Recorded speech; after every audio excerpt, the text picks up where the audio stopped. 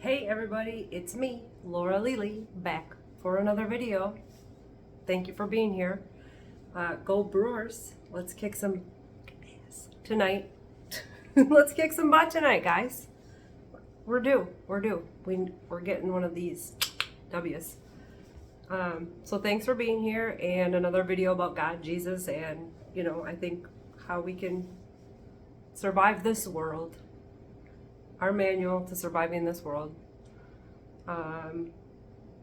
This is about when Jesus healed a man on the Sabbath, and he was blind and now he sees, and the Pharisees were questioning his ability to heal, how he healed, if he's not God, and they're questioning if he's a prophet or what he is. They do not know this man.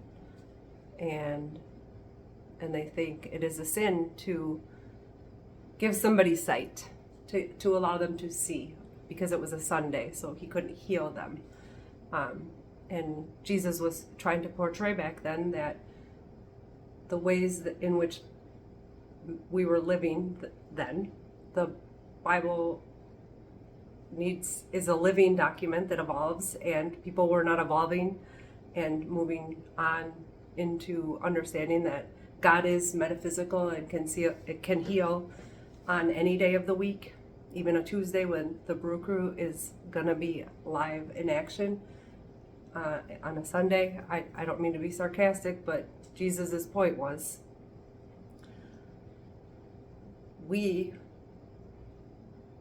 when we follow God and we do God's work and we do as we are being guided, that is not work. That is not a burden. It is not something that somebody cannot do on a Sunday or any day. We are always being guided. God is never not guiding us. So Jesus was saying, hey, enough with the rules, guys. We need to start loving one another and healing one another, and stop worrying about if we're clean and is it Sunday and did we take a shower, and the things that they were all concerned about. So they called again the man who was blind, and this is John 9:17. Well, John 9:24. So they again called the man who was blind and said to him, "Give God the glory. We know that this man is a sinner." And they're talking about Jesus, right? And so he answered and said, "Whether he is a sinner or not, I do not know. One thing I know, that though I was blind, now I see." And then they said to him again, "What did he do to you? How did he open your eyes?" He answered them, "I told you already, and you did not listen. Why do you want to hear it again? Do you also want to become his disciples?" And then they reviled him and said, "You are his disciple, but we are Moses' disciples. We know that God spoke to Moses. As for this fellow, we do not know where he is from." So because they didn't believe in the power of their Father, which God is in all of us, Jesus was trying to make that point. God is all of our Father in each and every one of us. So they in their mind, Moses was God and didn't give them the capabilities to believe that somebody other than Moses or a disciple of Moses could heal. And it wasn't, God was trying to say, it's not about who you are or where you come from. It's God is in all of us, and it's whether or not we hear and hear that and call and allow that calling on our life, to come into fruition, and for us to follow these guidance, these desires, which are God's guidance of that which we desire when we're asking and we're calling on God and saying, I wish that for that, to come into my life for the highest good of myself and the highest good of all involved. Only that can come in. If you believe that, that's all that's going to come in, and you don't ask when or how or where or who is bringing it. You just say, I believe, I give it to you, God. That is why we are here. We are here to do this with God, not to feel like we are just completely lost and alone in this world, because I was for so long, and that is why I'm so passionate about these videos, because I want everyone to know that when you feel lost and when you feel like there is nothing in this world for you, and when you ask God, why am I here? Then you're going to get some answers, and they may be bizarre, or, you may not believe it at first, but it's truly you surrendering to God, the power that created all of us in this world, and saying, hey, I know that you have the power. You know me. You created me from a single cell, from a single cell, and you know all the processes and functions of my body, and you know how to help me and to heal me and to guide me. And that is, I need you. And I call on you, and I ask for your forgiveness, and I repent, and I am grateful for your love. And that's it. You just say it, you do it, and you're done. You know that you don't got to do all these wild rituals, or just talk every day. Have a conversation with God. Thank you, God, for this life. Thank you for guiding me, showing me the way. How can I do the next right thing? And there's another thing I wanted to mention quick about the videos that I've put out, and I talk about loving one another as God has loved us. And that's a commandment from God, to love one another. It doesn't mean you have to like them or be their friend, but you have to say, I know that you are hurting, and whatever struggle you are going through, you are still a child of God, and I love you as God loves you. And you can't make me not love you. So there, that's all you gotta do, and say it's done. Doesn't mean we're buddies, doesn't mean we're besties, but I still love you, and I'm not gonna not love you. So there, that's that. And you're healing the world by just loving one another. That's literally how we are going to get through any of this, is believing that love is the answer, and that God didn't put it on our hearts to love one another if it wasn't meant to be so powerful and healing to the whole world. And everything in this world says hate, judge, divide, conquer. Yes, I know, I like sports, but guess what? It's a healthy competition. I love everyone still. I still love the Brewers more, but whatever. My point is, we can love one another. We don't have to be friends, but we don't have to hate. We don't have to hate, and we don't have to judge, and we don't have to decide who's better. We're above that. All we're doing is the same thing that those actors on TV are doing, getting the whole world worked up over right, left, blue, red, this, that, the next thing. And if you keep focusing all your energy on that, then you're forgetting that you have something so much greater within you that wants to come out and be seen in this world. And that is love. And it's going to be expressed however God wishes to express through you, because you are a vessel that God works through. And if you can understand that, God is always in you, whether you're angry or happy. God is always going to feel that fire. So if you're in a raging moment, maybe say, God, please pull me into a moment of love. Whatever it takes, just ask. You'll be astonished. But we never ask. We just think, well, that he doesn't hear me. He doesn't listen to me. Well, fucking try, dude. Give it a shot. Okay, what's the worst that can happen? It doesn't happen immediately, and then you're like, well, fuck this, because I'm used to everything happening 3 minutes before I wanted it. Okay, well, cool. Enjoy that life, because you're just going to be angry all the time and pissed at everyone and hate everyone because you think everything sucks and nothing is ever working out for you. And if you have that mindset, you are right. You will always receive that. But when you say, you know what, fuck that shit, I'm done with that old ass thinking, that is not who I am, that is not why I exist. I'm not here to hate. I'm not here to judge. I'm not here to be envious. I'm here to fucking thrive and have the best life ever. And I know that I am worthy of it.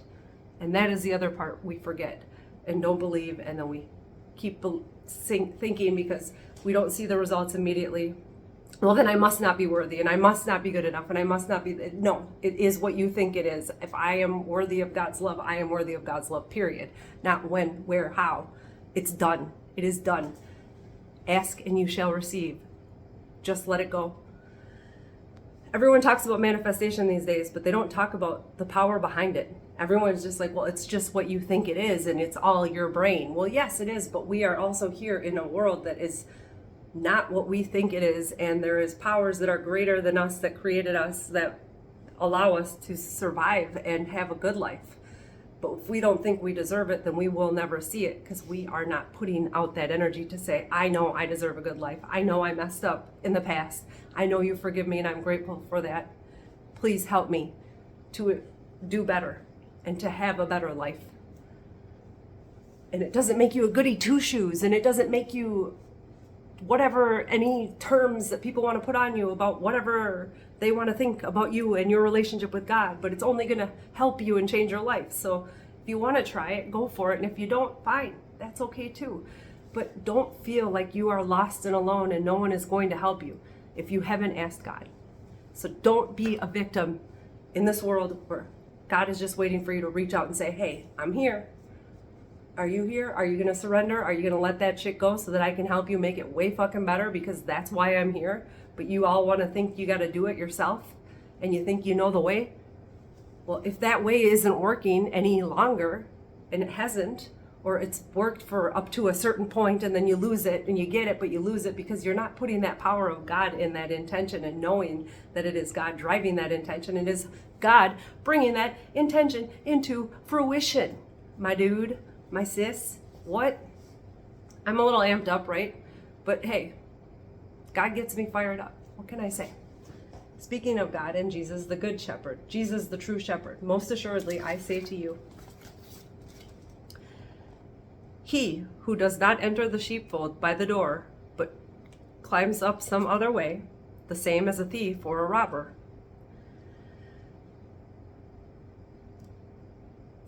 Wait, most assuredly, I say to you, he who does not enter the sheepfold by the door, but climbs up another way, is the same is a thief and a robber. But he who enters the door is the shepherd of the sheep. Okay, so to him, the doorkeeper opens, and the sheep hears his voice, and he calls his own sheep by name and leads them out. And when he brings out his own sheep, he goes before them, and the sheep follow him, for they know his voice. Yet they will by no means follow a stranger, but will flee from him, for they do not know the voice of strangers. Jesus used this illustration, but they did not understand the things which he spoke to them. So that he's like, bro, come on, I'm going to try again. Jesus, the good shepherd. Then Jesus said to them again, most assuredly, I say to you, I am the door of the sheep. All who ever come before me are thieves and robbers, but the sheep do not hear them. I am the door. If anyone enters by me, he will be saved, and he will go in and out of and find pasture. He will go in and find pasture. The thief does not come except to steal and to kill and to destroy. I have come that they may have life, and that they may have it more abundantly. I am the good shepherd. The good shepherd gives his life for the sheep, but a hireling, he who is not the shepherd, one who does not own the sheep, sees the wolf coming and leaves the sheep and flees, and the wolf catches the sheep and scatters them. The hireling flees because he is a hireling and does not care about the sheep. Does that sound familiar? I am the good shepherd, and I know my sheep, and am known by my own. As the Father knows me, even so I know the Father, and I lay down my life for the sheep. And the other sheep I have, which are not of this fold, them also I must bring, and they will hear my voice. And there will be one flock and one shepherd. We are that flock. God is our shepherd. Jesus is our shepherd. We are not sleeping sheep running around following everything in this world if we are following God. But if we are asleep to the fact that the 3D world is not what God was talking about, not anything to do with anything in the Bible, it's stop interacting, okay? That's kind of what I'm saying. Like, quit giving it so much of your darn time and energy. It's sucking the life out of you, and you know it. Be honest with yourself and just say, I deserve better. And you can be in the best place in your life, and if you don't have God, you could still have better. That's all I'm saying. When you allow God to walk with you in this life, everything gets better, easier, brighter, lovelier, more expanded, more compassionate, more thriving, more loving. And there will, as I had mentioned in other videos, be those who send They're little entities through other people that you think are your friends, but they try to steal your sunshine. If you have somebody in your life who is constantly trying to steal your sunshine, are they your friend? Are they your friend? Are they? Just understand that God only puts people in our lives sometimes to show us what we are lacking, what we are needing, what we are doing, mirrors of our own reflection, and then also showing us if you love them and they still don't embrace you or don't want you there, then you've done what you could and you gave them your energy and your time, and move on, little one, move on. Don't be used. God's point is you can love everyone and not like them. And I don't mean it in a mean way. I mean it in a way that is healthy for you to still say, hey, from a distance, I can love you because God has commanded that to me, and I will always follow God's will for my life. That's that. Love is love, unconditional. Doesn't mean you have to accept them or their behavior or anything of the such. Just know that when you follow the light of God, that light is shined on you, and you are going to have some people not liking that so much, And you just got to keep asking God to surround you with that light and fill you up and guide you and do your thing, because God needs us here doing our thing in order to make the damn thing work, to do the damn thing. All right, so let's go, Brew Crew. Let's go, God. Let's go, Jesus. Let's give everyone a shot and just say, hey, I love you. You love me. This world needs more love. Let's spread it. So that's all I ask, is that I bring through anything that I feel like the world may need to hear, because I was at a place in life where I was a victim and I thought everything was happening to me instead of for me, and we still fall back into these mentalities, and the goal is to not stay there as long and to understand, hey, you're not a victim when you're dictating your reality through God's guidance, through the light of love, through the eyes and the lens of love. God is love. If you want to say love instead of God and it makes it feel better, do that. Call it what you want. It's a divine infinite intelligence that is guiding us away from the darkness and into a better light, a better life, and something that we all deserve. And so if we all do it together, it's only going to get us there faster when we can start to let go of that which does not serve us, release our angers, our hates, our animosities that we hold toward one another, and just say, you know what?